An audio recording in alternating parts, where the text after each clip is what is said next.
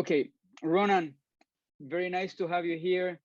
Thank you for giving me some time to talk a little bit. I've been doing this with some of the players, your generation, a little younger, a little older. I find that your path very interesting. Uh, could you please introduce yourself for the ones that don't know you? Yeah, absolutely. Thanks, Antonio, for having me. I'm Ronan Gyatchuk. I'm 20 years old. I grew up both in upstate New York, and then I live now in South Florida in Boca Raton, and I'm a sophomore on the men's tennis team at Harvard. Okay, fantastic. I'm gonna take you back to a time travel. So my first question is gonna be, how did you start playing tennis and why? Why tennis and not a different sport? Yeah, I think for me it was a pretty easy and natural transition. So neither of my parents played tennis, but I had an older brother who's 6 years older than me. He started playing, and I was kind of just following him onto the court, and so that's kind of how I got into it. And I tried other sports. I played a little bit of soccer. I swam a little bit as well, but I wasn't very good at those other sports, and so I kind of stuck with tennis, and I'm pretty happy that I did. Okay, so you follow your brother a little, and that was a sport you connected the best. You were able to hit the ball fine at the beginning. Yeah, I think I had a little bit of talent, I guess, and I mean, my parents, they loved the sport. My brother was playing, and so there was no reason for me to stop. I kept going, and yeah, I think I started to play a little bit more as I got older. And then obviously, like when you get to kind of 10, 11, you're already playing sectional tournaments, national tournaments, and so from there it kind of took off, and you never really looked back. Yeah, and do you remember how old you were when you hit your first balls? I would say, I mean, my first memories of, like, I'm sure I probably had a racket in my hand of some sort when I was like 3 or 4 years old, but I think like actually being on the court and like playing tennis for myself, I was probably about 6 years old, I think. 6 or so. Okay, Yeah. that was my age as well. Cool. And then, what was your parents' role in this? How involved were your parents in your tennis? Father or mother or both? Or Yeah, both my parents were super involved, kind of in different ways. I mean, I'm sure my dad is very active. He's played a very active role in my tennis and my development. Ever since I was very young when I started. Up until maybe like 13 or 14, he was one of my like predominant coaches. He was always on the court with me and working with me. Especially growing up in upstate New York, there wasn't a lot of tennis and there weren't too many coaches. So he spent a lot of time with me on the court, and then even now, he'll still come out like once a week when he can, just like feed me some balls and kind of take a look at my game. And then, my mom, she's traveled with me always. She kind of plays a little bit more of a behind the scenes sort of role, taking care of the hotels and the nutrition and making sure I'm eating right and hydration and things like that. She's always been amazing at that stuff. So yeah, they're both very supportive and play sort of different roles. okay, great, great. Yeah, I know your family, so um, I've seen your father and how he has followed your tennis and the involvement and engagement he had in it. And if we go in that similar direction, I mean, I know you had other coaches, and would you recognize any style of learning? For example, for you, what was predominant? Was it more technical, or just go and hit the ball as good as you can, and it doesn't matter, technique will come? Or was it more a strategic approach to the game? How would you say it was your learning style? I think when I was younger, especially, I was very much technical. My dad's actually an engineer, and so he's very, attention to detail, like the technical stuff. And I think I was fortunate to have some very good coaches, including yourself, who kind of help me with my technique. And I think if you look at me today, you'd probably think like my technique is relatively sound. So I think definitely attributed that to some good coaching early on. I think as I got older, it moved to be a little bit more, working on the strategy and kind of also the mental. Like, there's so many aspects of tennis. I think now in college, my coaches to take a very like holistic approach to it. We're working not just on the technique, but also, being physical out there on the court, the mental side of things. And, there's a lot that goes into it. So I think definitely now it's a more rounded approach. Okay, so yeah, I remember when you were, well, I think I met you when you were 12 or 13 or 11, around there. Mm-hmm. And you were there actually not bad strategically. You had like a good idea of the game. This is why this question is so interesting for me, because you see the different paths the players take. No, some are very technical and they have to learn strategy later, and some is the opposite. They are good fighters and have good strategies, but they don't have sound technique, and they have to develop it later. So for you, you have the impression that it was at the beginning a more technical approach. Yeah, definitely. Yeah, for me, definitely technical was probably the thing I focused on the most for sure, especially at a young age. Okay. And did you have any role models as a kid, like a player you like, and you copy a little bit the way they play or the way they hit the ball? I mean, I wouldn't say I had any role models that I really like tried to replicate on the court. You know, I think as a kid, I always loved just like watching Federer. You know, he makes the game look easy. You know, I kind of love the way, like, I guess not so much now. You know, you have like Djokovic, for example, who now is very very business-like on the court, and kind of, you know, you see him winning a ton. But I remember when he was kind of breaking out that 20, where he was just an absolute animal on the court. You know, he had that fighting spirit. He was almost like a warrior. So I really respected that kind of aspect as well. But I think in terms of like role models, I didn't really have anyone in particular, but I think something that kind of helped me was just having a lot of peers like around my age that were all playing at a pretty similar level. I think just going out to tournaments and seeing different kids, whether it's in your section, then also going out to play nationals. Like there's so many kids in the US that are very good, and they're all like very motivated and competing well. So that was probably like one of my biggest motivating factors, just seeing kids around me and wanting to try to keep up and do better. So if I understand correctly, Ronan, you use that, I would say, pressure, no, this competitive pressure as a motivator. So it was not like, oh, I'm going to this tournament, so many good guys, I hope I don't play this one in order not to lose. You use it more like to get stronger. Yeah, I think so, because I mean, at the end of the day, I mean, I'm seeing a lot of the same kids every other weekend, you know, at these tournaments. So you can't really run away from it. You kind of either, you know, you're either going to lose or you got to try and get better. And so I kind of took it that way. You know, I think it was healthy in the end. Good, very good approach to that.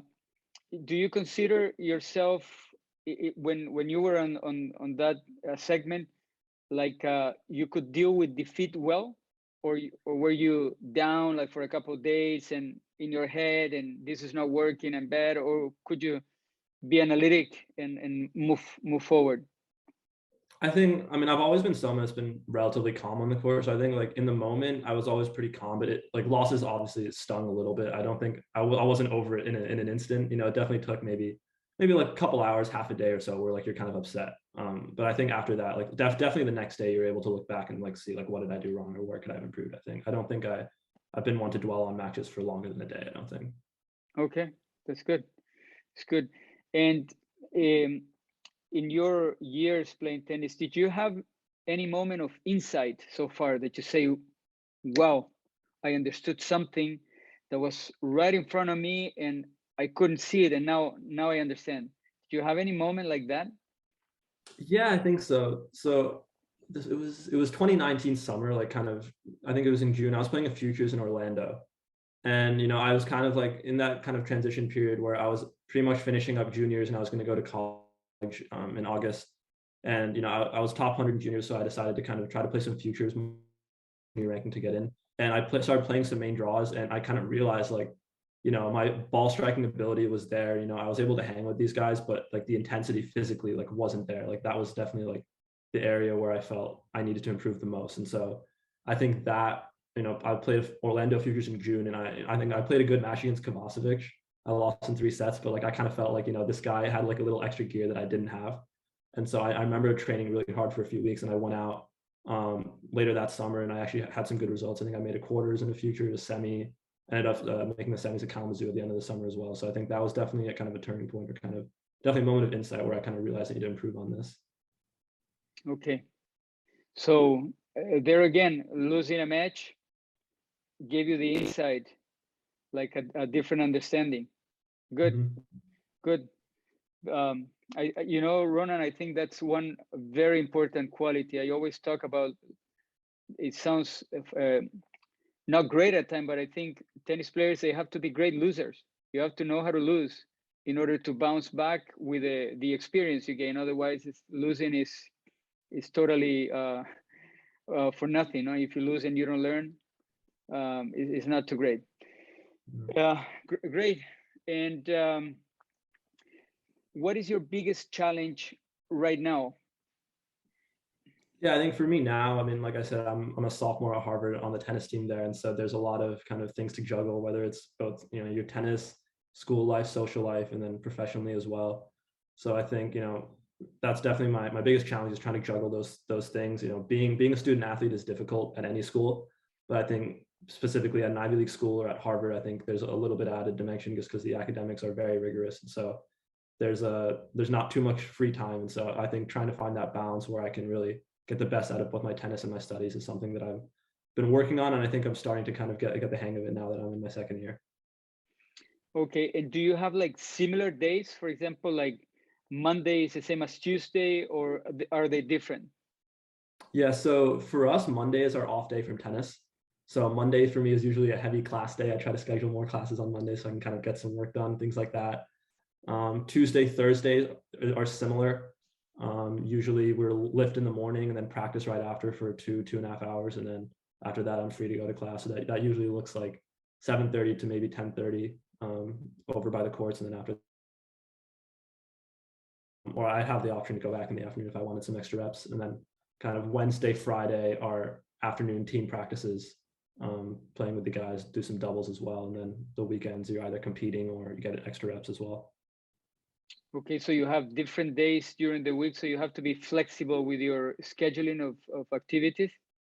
Yeah, because I think the way the coaches like to do it is, you know, we like to have team practice. Obviously, you know, we can play with every guy on the team, and it kind of helps to build a little bit of chemistry and morale. But at the same time, we want that individual attention more. So, you know, on Tuesday, Thursday, some of the practice will be a little bit smaller. You'll have maybe 4 guys. So we'll have a group of maybe 4 or 5 guys practicing in the morning right after our lift. And then we'll have another 4 or 5 guys who scheduled their classes in the morning. So that way they come back in the afternoon. And so the groups are a little bit smaller and more manageable. So you can do a little bit more private work with the coaches. And how many guys are in the team? We have 12 guys this year. 12 guys. Okay. Mm-hmm. And you practice like 2 per court or 3 per court? How is that? Yeah, I mean, for the most part, you know, we can practice 2 per court if we want to. I mean, Court. sometimes we want to do drills that are, you know, 3 guys if you want to do a little bit of movement or some doubles. You know, you'd have 4 on a court. But for the most part, yeah, we'll have the 6 courts open to us most of the time. We'll switch on and off with the women's team. So two per court is definitely manageable every time. Okay. And the other question, what are you following in your academics? Any specific line already, like medicine or law, or where are you heading to? Yeah, so I'm studying economics now, and you know, sophomore year, they're recruiting for different jobs like investment banking and consulting is usually around this year. So I plan on hopefully pursuing a career in investment banking or finance upon graduation. Yeah, so that kind of stuff's coming up soon. Okay. What makes you happy about tennis when you play? What or about the whole thing about sport? What is the one thing that you say, okay, I enjoy this very much? Yeah, I mean, tennis has always been special to me. I mean, you know, playing from a young age and being able to play it now, I think like you kind of, it's just the fact that you've played it so long, like brings a little bit of joy in that sense. But something that I've always enjoyed about it is that you can kind of play for yourself, and like you get, you know, the win is on your shoulders and the loss is also on your shoulders as well. So, I mean, I think that's honestly the thing that I enjoy about the most. And like now being able to play with a team, you know, I think it adds another dimension, you know, kind of that missing aspect that you don't get in juniors. So I think, yeah, definitely I'm as motivated as ever, and I'm super happy playing tennis right now. Nice, nice. And you kind of answered this before, but I'm not sure if I understood correctly. Do you have any tennis dreams for after your college, or are you gonna go straight to work, or you're gonna try to play? Yeah, I mean, I think definitely if my level's there and you know if I'm feeling good, I definitely love to play pro. I mean, I think every kid dreams about, you know, playing the Grand Slams and like playing a full circuit. And you know, I played a lot of juniors, and I was fortunate enough to be able to travel. And, you know, I like the lifestyle, and I like traveling and playing. And so definitely, if I can, I'd love to try and play professionally and see what I can do at least for, you know, a year or two, just to kind of give it a shot. You know, I always want to see where you can get to, and if it doesn't work out, it doesn't. You know, I think that's kind of the benefit of going to college. You know, you kind of have that plan B. So yeah, definitely would love to play some pro tennis. Yeah. And so now you're in college. It's gonna be 4 years, and then you could do that, and then a master's after, or how would that work? Yeah, so for me, I definitely plan on finishing my degree. So that would be in the spring of 2024. And then after that, yeah, it'll be up to me. I could, master's is something that, with COVID, I have an extra year of eligibility. So Yeah. that's also a possibility if I wanted to extend my education a little bit more. But at the moment, I haven't really made that decision yet. Okay. Yeah. Still a little far, and the world is changing too quickly Yeah. to make long-term plans. Uh, any lesson you feel like tennis has taught you in these years? Yeah, I think tennis, I mean, the thing with tennis is that it requires so much time and effort, and there's a lot of discipline and kind of consistency that comes with playing at a high level. And I think that's something that you can kind of apply to anything that you're doing, being able going spending, 2, 3 hours a day on the court for 6 days a week, it takes a lot of discipline and being able to stretch afterwards and those sort of things. I think that consistency is something that I can take, off the court. And also just like I said, I played a lot of juniors and I was able to travel a lot. And I think that being able to travel kind of helped give me a little bit of perspective on kind of like my life and like kind of the how fortunate I am to just be able to play tennis. And I'm at a great school, and I have a lot in front of me to look forward to. So I think that yeah, it's definitely given me another perspective on kind of how fortunate I am and the things that I can have the opportunity to do. Hmm, nice. Yeah, it's true. It requires a lot of discipline and consistency. It's Mm-hmm. amazing how often as tennis players we repeat one and the same thing. And yeah, sometimes an error. We repeat an error very often. We need a lot of patience also there. And if you would look back at little Ronan, at the one that was 10, 11, 12, or 8, what advice would you give to that little Ronan? Yeah, I think something that I would definitely say would be, to go into every day or every practice, whatever it may be, but just having an intention or something that you want to improve on that day. Going in with these little goals, I think is something that, will add up a ton, especially, I'm 20 years old now. So if I told myself this at 10 of like 10 years of doing, getting better at one thing each day or having that focus, I think would make huge impacts on anything, not just tennis. So I think yeah, going into each day with just wanting to do something, wanting to accomplish something, I think would be something that I would tell myself. Hmm. Are you able to do that better nowadays? Yeah, definitely. I think there's a lot going on at school. There's a lot of things that I can do.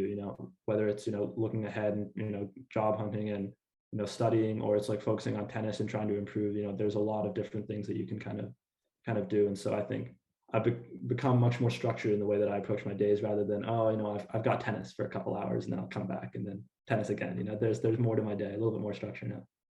Yeah. And do you get any help to do that, or you have to do it on your own, or somebody like older players or coaches or teachers, do they help you to structure your day, or you have to come up with a plan on your own?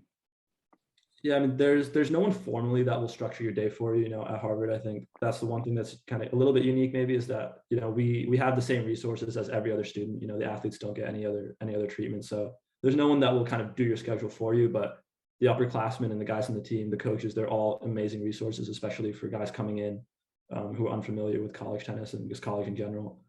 They really help me a lot. Kind of managing my schedule and kind of knowing what to expect as things move forward, especially for someone. I did online high school, so going into college was definitely, it was a very big jump for me. But yeah, the guys on the team and the upperclassmen were super helpful with that. And now I think I've kind of become a lot more independent and maybe helping the younger guys themselves Hmm. kind of find structure in their day. Yeah, that's the ultimate learning, they say, no? When you teach it, you learn it. When you teach it, you got it. And that is true. You did online school, and now you are over there. How was that for you? Yeah, I think the first semester was definitely a challenge. I mean, there was just I just wasn't used to the pace. It's very busy, but I think after the first like 4 or 5 weeks, I definitely got my footing, and things turned out really well. And now I definitely feel very comfortable. But there was an adjustment period, especially like first month. Just going to a brick and mortar classroom and interacting with students and things like that, and having so many resources at your disposal. And yeah, I think it took me a little bit of time to kind of get used to that and kind of know how I study best and how I operate. That's something I didn't have to know. All I was doing was tennis, and then I'd have school on my own time. So figuring those things out was definitely fun. It took me a little bit of time, but now I'm off and running. Okay, and what is your next step in the next weeks? What's going on? You told me you're going to college tomorrow. So what's coming? Yeah, so I fly out tomorrow back to Cambridge, and we have our first team practice on Friday, and we're going to be scrimmaging Dartmouth on Saturday. Take a couple of days off. We play Boston College as our home opener to start the year on Tuesday, and then that following weekend we're going off to Virginia to play Virginia Tech and Virginia as well. So we hit the ground running. So I'm very excited. Super, super. It sounds like a very exciting path. And well, people don't know, maybe the ones that are listening, but I know you since you were a young kid. So it's so nice to see you guys grow up and transform into this big boy, going to Harvard, good players. It has been very nice for me to look at it, sometimes closer, sometimes at a distance, but see this transformation. Okay, Ronan, I will let you go. I know you're a busy guy, have a lot of stuff to do. Thank you so much for sharing some time with you, your experience also with other kids that are listening, because I do listen. I've done a couple of chapters and they're very interested to know what they're behind is, you know, they're 15, 16, then they listen to the 20-year-old guys and say, wow, that could be me in a couple of years. So thank you so much for sharing. Absolutely. Thank you, Antonio. I had a lot of fun. Happy to do it. And don't forget to say hi to your parents, to Roshan. All right. Antonio. Take care, Ronan. Thank you so much. Have a good one. Thanks. Yeah, you too. Bye-bye.